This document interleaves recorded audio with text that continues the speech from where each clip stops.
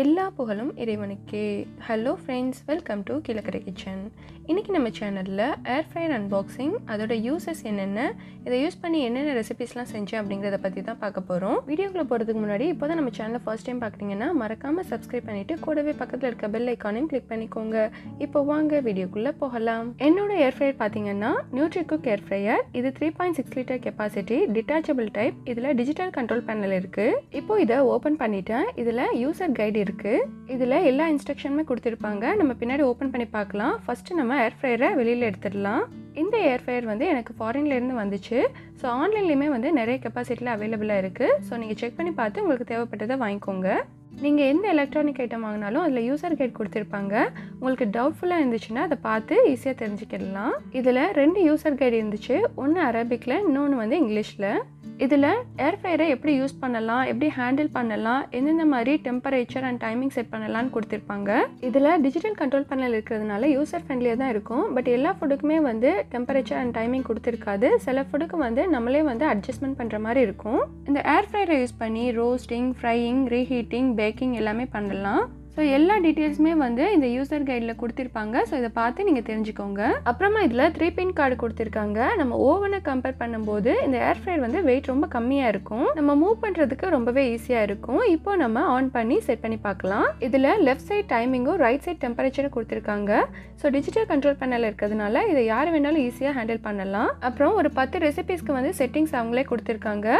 நீங்கள் மற்ற ஃபுட்லாம் ப்ரிப்பேர் பண்ணுறதா இருந்தால் அதுக்கு நீங்களே வந்து டைமிங்கும் டெம்பரேச்சரும் அட்ஜஸ்ட் பண்ணிக்கிடணும். ஏர் ஃப்ரையர்னா என்ன, சூடான காற்று மூலமாக ஃபுட்டை வேக வைக்கிறது தான். இதுதான் வந்து ஏர் ஃப்ரையர் பேஸ்கெட். இது வந்து ட்ராயர் டைப்பில் கொடுத்துருக்காங்க. என்னோடது square type, detachable type. So ஈஸியாக வந்து பேனில் இருந்து அந்த பேஸ்கெட்டை வந்து நம்ம ரிமூவ் பண்ணிடலாம். நம்ம க்ளீன் பண்ணுறதுக்கு ஈஸியாக இருக்கும்.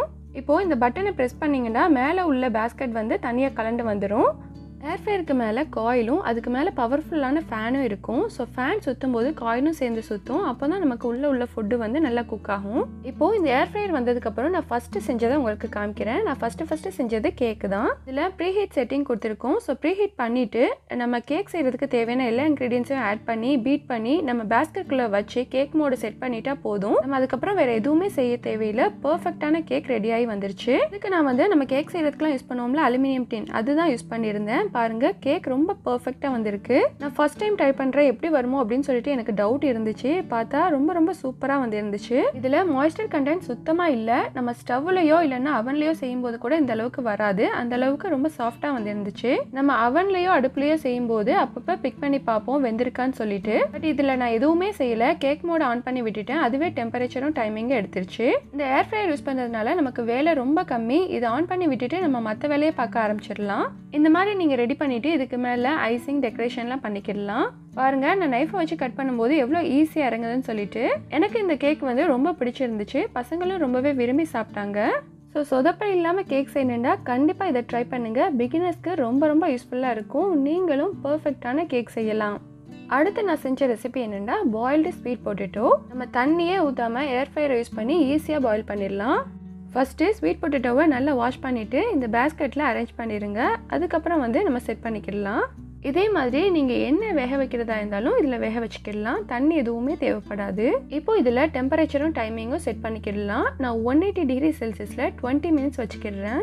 இது என் ஸ்டேஜுக்கு வரும்போது நமக்கு பீப் சவுண்டு வரும். இப்போ நம்ம ஓப்பன் பண்ணி பார்க்கலாம். இது பார்க்கும்போது நம்ம வச்ச மாதிரியே இருந்துச்சு. நம்ம டைமிங்கும் டெம்பரேச்சரும் செட் பண்ணதுனால இது வெந்திருக்கான்னு சொல்லிட்டு ஒரு தடவை செக் பண்ணி பார்த்துக்கோங்க. இது நல்லாவே வெந்திருக்கு. இது ஆறுனதுக்கப்புறம் இதை பீல் பண்ணி காமிக்கிறேன். பாருங்கள், இதோட தோல் வந்து ஈஸியாக கலண்டு வருது. ஸோ நம்ம வந்து ஏர் ஃப்ரையரில் குக் பண்ணுறதுனால பவர் கன்சம்ப்ஷன் அதிகமாகுமா அப்படின்னு நினைக்கலாம். அப்படிலாம் எதுவும் ஆகாது. கம்மியான கரண்ட்டு தான் செலவாகும். குக் பண்ணுறதுக்கு ரொம்ப ஈஸியாக இருக்கும். நீங்கள் ஒரே டைம்லேயே வந்து பல வேலையை பார்த்துடலாம். இப்போ இதை நான் 2ஆக கட் பண்ணி காமிக்கிறேன். பாருங்கள், நல்லா வெந்திருக்கு. ரொம்ப சாஃப்டாக இருக்குது. இதுவும் சூப்பராக பாயில் பண்ணி கொடுத்துருச்சு. ஸோ மஸ்ட் ட்ரை பண்ணுங்கள். அடுத்ததாக மக்கனாவை நான் ரோஸ்ட் பண்ணி காமிக்கிறேன். வின்டர் டைமில் எல்லா பொருளுமே வந்து ஈஸியாக நமத்து போயிடும். தாமரை விதையை தான் வந்து மக்கனான்னு சொல்கிறாங்க. ஸோ இது வந்து ரொம்ப ஹெல்த்தியானது. நம்ம ஃபஸ்ட்டு வாங்கும்போது இருக்கிற கிறிஸ்பினஸ் வந்து கொஞ்ச நாள் ஆனதுக்கப்புறம் இருக்காது. இதை எப்படி ரோஸ்ட் பண்ணலான்னு பார்க்கலாம். இந்த மக்கனாவை ஒரு சிலிக்கான் பவுலில் சேர்த்துட்டு இது கூட salt, chilli powder, pepper and 2 drops oil சேர்த்துக்கிறேன். நம்ம இதில் ஆயில் சேர்க்குறது இந்த மக்கனா வந்து மசாலா கூட நல்லா மிக்ஸ் ஆகிறதுக்கு தான். உங்கள்கிட்ட ஸ்ப்ரேயர் இருந்தால் கூட நீங்கள் அதை யூஸ் பண்ணிக்கிடலாம். இப்போ இதை ஸ்பூனை வச்சு நல்லா மிக்ஸ் பண்ணி விட்டுட்டு பேஸ்கெட்குள்ளே வச்சுக்கிறேன். இதில் மசாலா சேர்க்காம டைரெக்டாக ரோஸ்ட் பண்ணுறதா போடுறதா இருந்தால் நீங்கள் டைரெக்டாக வந்து பேஸ்கெட்லேயே சேர்த்துக்கலாம். பட் நான் மசாலா சேர்க்குறதுனால கீழே போயிடும். ஸோ அதுக்காண்டி தான் வந்து நான் இந்த மாதிரி சிலிக்கான் பவுலில் சேர்த்துட்டு உள்ளே வச்சிடுறேன். இப்போது இதை 150 டிகிரி செல்சியஸில் 3 மினிட்ஸ் வந்து செட் பண்ணிக்கிடுறேன். இது ரோஸ்ட் ஆகி முடிஞ்சதுக்கப்புறம் பீப் சவுண்ட் வரும். அதுக்கப்புறம் பேஸ்கெட்டை ரிமூவ் பண்ணிவிட்டு இதை வெளியில் எடுத்துடலாம். இதே மாதிரி நமத்து போன குக்கீஸ், சிப்ஸ் அதையும் வந்து இதுக்குள்ளே வச்சு நம்ம ரீஹீட் பண்ணிக்கிடலாம். இதை கொஞ்சம் ஆற விட்டுட்டு நீங்கள் சாப்பிட்டு பார்த்தீங்கன்னா நல்லா கிறிஸ்பியாக க்ரன்ச்சியாக இருக்கும்.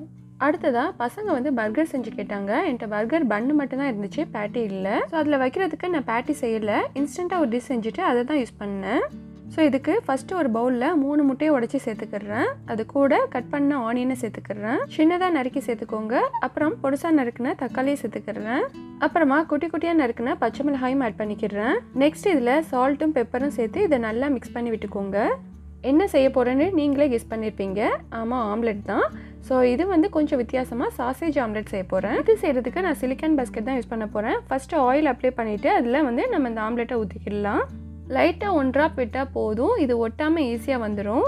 இப்போது இந்த ஆம்லெட் கலவையை இந்த பேஸ்கெட்டில் போர் பண்ணியாச்சு. அடுத்ததாக இதுக்கு மேலே சேர்க்குறதுக்கு நான் சாசேஜ் எடுத்திருக்கேன். இப்போது சாசேஜை சின்ன சின்னதாக கட் பண்ணிவிட்டு இதுக்கு மேலே சேர்த்துக்கலாம். இது உங்களோட விருப்பம் தான். நீங்கள் என்ன வேணாலும் செய்யலாம். சிக்கன், மட்டன் எது வேணாலும் சேர்த்துக்கலாம். ஸோ என்கிட்ட சாசேஜ் இருந்ததுனால நான் இதை சேர்த்துருக்கேன். இப்போது இதை வந்து நம்ம பேஸ்கெட்குள்ளே வச்சுக்கிடலாம். நீங்கள் ஃபஸ்ட்டு பேஸ்கெட்குள்ளே சிலிக்கான் பவுலில் வச்சுட்டு அதுக்கப்புறம் கூட முட்டை கலவையை சேர்த்துக்கலாம். இப்போது இந்த ட்ரேயை க்ளோஸ் பண்ணிவிட்டு நம்ம டைம் செட் பண்ணிக்கிடலாம். உங்கள்கிட்ட எல்லா இன்க்ரீடியன்ஸும் அவைலபிளாக இருந்தால் ஈஸியாக பேட்டி கூட செஞ்சிடலாம். பட் எந்த இன்க்ரீடியன்ஸுமே என்கிட்ட இல்லாததுனால நான் இன்ஸ்டண்ட்டாக இந்த முட்டையை செஞ்சேன். இப்போது இதை 200 டிகிரி செல்சியஸ்க்கு 10 மினிட்ஸ் வச்சு எடுத்துக்கிறேன். எந்த ஃபுட்டாக இருந்தாலும் ஏர் ஃப்ரையரில் ப்ராசஸ் ஆகிட்டு இருக்கும்போதே வெளியில் நல்ல மணமாக இருக்கும். இப்போது இது குக் ஆகிடுச்சு. நம்ம வெளியில் எடுத்துடலாம். இப்போது இந்த ஆம்லெட்டை நல்லா ஆற விட்டுட்டு இதை பர்கர் ஷேப்பில் கட் பண்ணி எடுத்துக்கிறேன். ரவுண்ட் ஷேப்பில் கட் பண்ணுறதுக்கு இந்த மாதிரி பர்கர் சைஸில் மூடி எடுத்திருக்கேன். ஸோ இதை வச்சு ரவுண்ட் ஷேப்பில் கட் பண்ணி எடுத்துக்கலாம். இப்போது ரெடியான இந்த ஆம்லெட் பேட்டியை வந்து நம்ம பர்கரில் வச்சு அசம்பிள் பண்ணிடலாம். இது சும்மா சாப்பிட்றதுக்கு ரொம்ப சூப்பராக இருந்துச்சு. இதில் அதிகமாக ஆயில் சேர்க்காம கம்மியான ஆயில்லையே ரெடி பண்ணியாச்சு. இந்த மாதிரி ஏர் ஃப்ரையரில் செய்யும்போது நம்ம அடுப்பு கிட்டக்க நின்று சூடு வாங்காமல் சூப்பராக செஞ்சிடலாம். இப்போது பர்கர் செஞ்சிடலாம். பர்கரோட பேஸில் வந்து நான் பீட்சா சாஸ் வந்து அப்ளை பண்ணிக்கிறேன். இது எல்லாமே உங்களோட க்ரியேட்டிவிட்டி தான். நான் என்கிட்ட பீட்சா சாஸ் இருக்கிறதுனால நான் இதை சேர்த்துருக்கேன். இதுவே உங்கள்கிட்ட நார்மல் டொமேட்டோ சாஸோ இல்லைனா டொமேட்டோ கெச்சப்பாக இருந்தால் அதை சேர்த்துக்கோங்க. இது கொஞ்சம் ஸ்பைஸியாக இருக்கும், அதனால நான் இது சேர்த்துருக்கேன். இப்போ இதுக்கு மேலே நம்ம கட் பண்ணி எடுத்த சாசேஜ் ஆம்லெட்டை வச்சுக்கிடலாம். அடுத்த லேயரில் நான் சீஸ் ஸ்லைஸ் வச்சுக்கிறேன். அப்புறமா 2 ஸ்லைஸ்டு டொமேட்டோவும் 2 ஸ்லைஸ்டு குக்கும்பரும் வச்சுக்கிறேன். உங்கள்கிட்ட கேபேஜ் இருந்துச்சுன்னா நீங்கள் கேபேஜ் வச்சுக்கோங்க. என்கிட்ட கேபேஜ் இல்லாததுனால நான் இது 2 மட்டும்தான் வைக்கிறேன். ஆனியன் வேணுனாலும் வச்சுக்கிடலாம். அடுத்து டாப் லேயரில் நான் டொமேட்டோ சாஸ் அப்ளை பண்ணி வச்சுருக்கேன். அந்த பண்ணை வச்சிடுறேன்.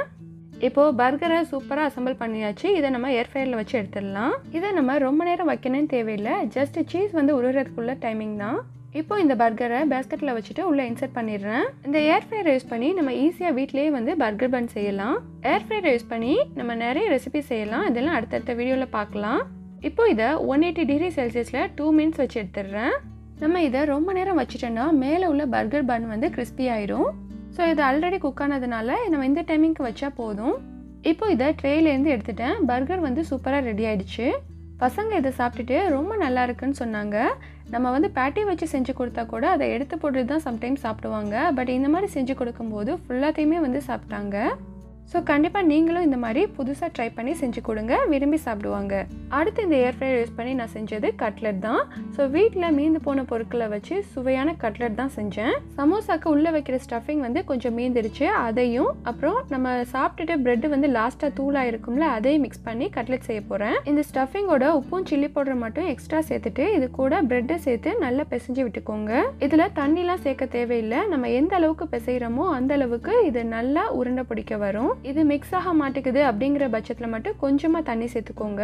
இந்த அளவுக்கு நம்ம பிசைஞ்சாதான் இது நல்லா உருண்டை பிடிக்க வரும். உப்பு காரம்லாம் சரியாக இருக்கான்னு செக் பண்ணிவிட்டு இதை நம்ம உருண்டை பிடிச்சிக்கிடலாம். இது ரொம்ப ஃப்ளாட்டாக இருந்தால் நல்லா இருக்காது. ஸோ அதனால் கொஞ்சம் தடிமனாக இருக்கணும். அதனால் ஓரங்களை சுற்றியும் இந்த மாதிரி லெவல் பண்ணி விட்டுக்கோங்க. இதே மாதிரி உங்கள்கிட்ட மீந்து போன வெஜிடபிள்ஸ்லாம் இருந்தால் அதையும் இதே மாதிரி செய்யலாம். ஸோ பசங்க இப்படி செஞ்சு கொடுக்கும்போது கண்டிப்பாக சாப்பிடுவாங்க. இப்போ ஒரு கட்லெட் ரெடி ஆகிடுச்சு. இதே மாதிரி எல்லாத்தையும் செஞ்சு எடுத்துக்கோங்க. யூஸ்வலாக வந்து நம்ம கட்லெட் எல்லாம் டீப் ஃப்ரை தான் பண்ணுவோம். ஸோ அந்த மாதிரி பண்ணும்போது அது அதிகமாக எண்ணெய் குடிக்கும். டீப் ஃப்ரை பண்ணும்போது அதிகமான கலோரி கிடைக்கும். ஸோ உடல் எடை கூடுறதுக்கு அதுதான் வந்து காரணம். பெரியவங்களுக்கும் சரி குழந்தைங்களுக்கும் சரி ஆயில் கம்மியாக உள்ள ஃபுட்டை சாப்பிட சொல்லி டாக்டர்ஸ் வந்து சஜஸ்ட் பண்ணுறாங்க.